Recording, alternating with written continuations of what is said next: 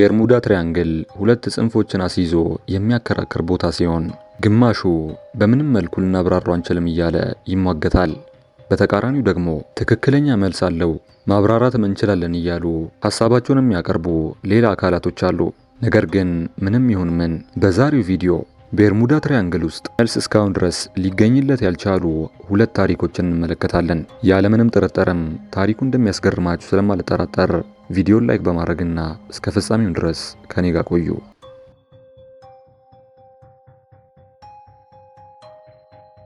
ቤርሙዳ ትሪያንግል ያለምንም ምክንያት እንደዚህ ታዋቂ ሊሆን አልቻለም። መርከቦችን ይሰውራል፣ አውሮፕላኖችንም ደግሞ ደብዛቸውን ያጠፋል። እዛ ውስጥ የሚገኙትንም ግለሰቦች ዳግመኛ እንዳይመለሱ በማድረጉ ይታወቃል። ነገር ግን በዛሬ የምንመለከታቸው ሁለቱ ታሪኮች በከባድ አውሎ ንፋስ ወይም ደግሞ ከባህር ዳርቻዎች እጅጉን ርቀው በሚገኙ ቦታዎች ላይ የተፈጠሩት። አንደኛው ጭራሽ በቀን የተፈጠረ ሲሆን ሌላኛው ደግሞ በተረጋጋ ምሽት ላይ ነበር። ሁሉም ነገር የጀመረው በዲሴምበር 5 1945 ነው። ይህም ማለት የሁለተኛው ዓለም ጦርነት ከተጠናቀቀ ገና አንድ ዓመት የተቆጠረው ሲሆን 5 የአሜሪካ ቶርፒዶ ቦምበርስ የተሰኙ የጦር አውሮፕላኖች ፍላይት 19 በመባል ተሰይመው ፎርት ላውተርዴር ከሚሰኘው ቦታ ተማሪዎቻቸውን ለማሰልጠን እያበረሩ ከመሬት ተነስተዋል። ከነዚህ ውስጥ 14ቱ ልምድ ያላቸው ሲሆን የአየር ጸባዩም እጅጉን አሪፍ ነበር። በአጠቃላይ ምንም አይነት ችግር ይፈጠራል ብሎ ማንም አልጠበቀም። ከትንሽ ደቂቃዎች በኋላ ግን ችግሮች መፈጠር ይጀምራሉ። የበረራው አለቃ የሆነው ሊeutenant ቻርልስ ቴይለር ያለበትን አውሮፕላን ሲመለከት ሁለቱም ኮምፓሶቹ መስራት አቁመዋል። ያለበትንም ሁኔታ ታች ላሉ ጣቢያዎች ሪፖርት ያቀርብላቸዋል። ምንም እንኳን ከታች በኩል ያሉትን ደሴቶች ቢመለከታቸውም ነገሩ ግን ምንም ሊገባው አልቻለም። ምክንያቱም እነዚህን ደሴቶች ከዚህ በፊት አይቷቸው አያውቅም። ግራ የተጋባውን መሪ ቻርልስ ቴይለር ከሱ ጋር አብረው እየበረሩ ላሉት ፓይለቶች ምን እየተፈጠረ ነው እያለ እየጠየቃቸው ይገኛል።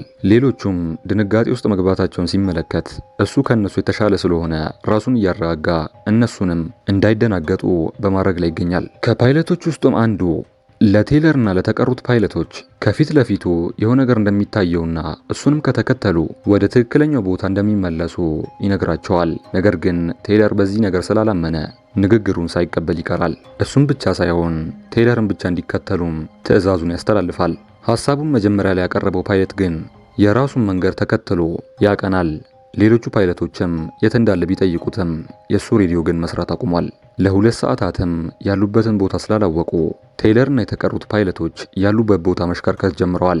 ከታች በኩል ውቅያኖሱን ሲመለከቱት ግራ እያጋባቸው ነው። ፀሐይዋን ብትሆን የተለየ ባህሪ እንዳላት ቴይለር በሬዲዮ ለጣቢያ ላሉ ሰዎች ይናገራል። በዚህም የተነሳ አብዛኞቹ ፓይለቶች ድንጋጤው ከቁጥጥር ውጪ እያስወጣቸው ነው። ቴይለር ደግሞ ሊያረጋጋቸው ይሞክራል። ከምሽቱ 1 ሰዓት ከ4 ደቂቃም የመጨረሻው መልእክት ከነ ቴይለር ወደ ጣቢያው ይላካል። ድምጾቹ በጥራት አይሰሙም። ታች ላሉትም ሰዎች የሚባሉት ነገር ምንም እየገባቸው አይደለም።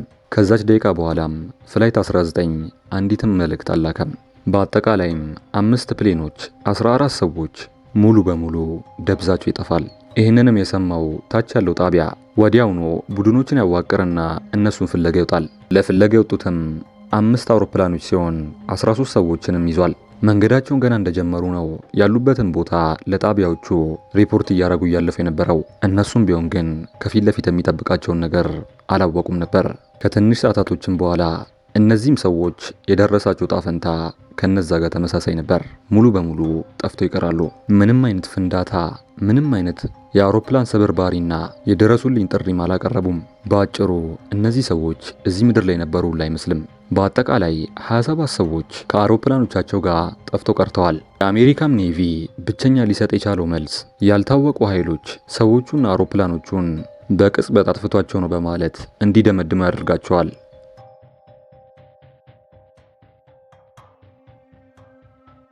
ይሄኛው ታሪክ ደግሞ እነዛ ሰዎች ከጠፉ ከ2 አስርት ዓመታት በኋላ ሲሆን ዲሴምበር 22 1967 ነው። አሁን ላይም ተመሳሳይ አስፈሪ ነገር የተፈጠረ ሲሆን የዚህኛው ግን እጅጉን አስፈሪ ያደረገው ነገር የማያሚ ባህር ዳርቻ ጋርና ከባህር ዳርቻውም 2 ኪሎ ሜትሮች ርቆ ብቻ ነበር የተፈጠረው። ዳን ቡራክ የማያሚ ውስጥ የሚገኝ አንድ ሆቴል ባለቤት ሲሆን ባለ 23 ጫማ መርከቡን በመያዝ ባህር ዳርቻው ላይ እየነዳ ለመዝናናት ወስኗል። ከሱም ጋር የሃይማኖት አባት የሆነው ፓትሪክ ሃን አብሮት ይገኛል። የቡራክ መርከብ ሲሰራ እንዳይሰምጥ ተደርጎ ነው የተሰራው። ቅጽል ስሟም የማሰምጧ ተብሎ ይጠራል። ይህም የሆነው አንድ ችግር እንኳን ቢያጋጥመው መርከቡ እዛው ባለበት እንዲንሳፈፍ የሚያደርግ ቴክኖሎጂ ተገጥሞለት ነበር። በአጭሩ ምንም አይነት ችግር መፈጠር አልነበረበትም። ከምሽቱ 3 ሰዓት ላይ በተረጋጋ መንፈስ ባህር ዳርቻ ጋር ለሚገኘው ጣቢያ ባህሩ ላይ የሆነ ነገር እንደመቱና የሚጎትታቸውም መርከብ እንደሚያስፈልጋቸው መርከብ ውስጥ በሚገኘው ሬዲዮ ለጣቢያው ይልካል። ከሱም አልፎ ጣቢያው ላይ ለሚገኘው ሰራተኛ የተፈጠረው ነገር እጅጉን ቀላል እንደሆነና ምንም አይነት ትልቅና አደገኛ ችግር ውስጥ እንዳልሆኑ ይነግረዋል። ኮስት ጋርድ ጣቢያ ውስጥ የሚሰራውን ሰራተኛ ወዲያውኑ እርዳታ ወደነ ቡራክ ይልካል። በ20 ደቂቃዎች ውስጥም እንደሚደርሰው አሳስቦም ይነግረዋል። ቡራክም ቢሆን የተረጋጋ መንፈስ ውስጥ ከመሆኑ የተነሳ ከጣቢያው ሰራተኛው ጋር እየተቀላለደና ልክ ወደ እነሱም ሲደርሱ ያሉበትን ቦታ እንዲያውቁ ማብራት እንደሚያበራላቸው ጨምሮም ይነግረዋል። ከ19 ደቂቃዎችም በኋላ ለእርዳታ የመጣው መርከብ ቡራክ የላከው ቦታ ጋር ደርሰዋል። ከባህር ዳርቻውም በ2 ኪሎ ሜትሮች ርቀት ብቻ የሚገኝ ሲሆን በጊዜውም ውሃው እጅጉን የተረጋጋ ነበር። የክሪስማስ በዓልም ስለደረሰ ከተማው ሙሉ በሙሉ በብርሃን ታጅቧል። ነገር ግን መርከቡ የትኛውን ቦታ ላይ ሊገኝ አልቻለም። ምንም አይነት ስብርባሪ፣ የዘይት መፍሰስ፣ የህይወት አድን ጃኬቶችና ውሃ ውስጥም ምናልባት መርከቡ ከሰመጠ ዘለው ወርደው እየተንሳፈፉ ያሉ ሰዎችን ቢፈልጉ ሊያገኙ አልቻሉም። ይህንንም ተከትሎ በመሬትና በአየር 26000 ስኩዌር ማይልስ የሚሸፍን ፍለጋን ይጀምራሉ። ነገር ግን ምንም አይነት መፍትሄ ሊያገኙ አልቻሉም።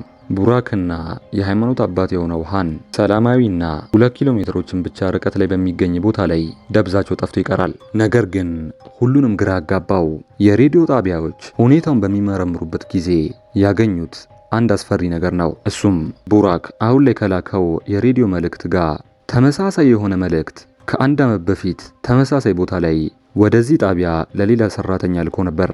ያኔ ግን ምንም አይነት ችግር አልተፈጠረም ነበር። መርማሪዎችም ቢሆን እንዴት ይሄ ነገር በተመሳሳይ ቀን በተመሳሳይ ሰዓት ሊፈጠር ይችላል እያሉ ግራ ተጋብተዋል። በአጭሩ ይሄ መርከብና ፍላይት 19 ያለምንም ማብራሪያ ደብዛቸው ሊጠፋ ችሏል። በተለያዩ 2 ታሪኮች ላይ የቤርሙዳ ትሪያንግል ሰዎችን ወስዷል፣ መርከቦችን ውጧል፣ አውሮፕላኖችንም ኮምፓሳቸው እስኪበላሽ ድረስ አድርጎ በጸጥታ እንዲጠፉ አድርጓል። በእርግጥ ፍላይት 19 ቤርሙዳ ትራያንግልን ታዋቂ አድርጎታል።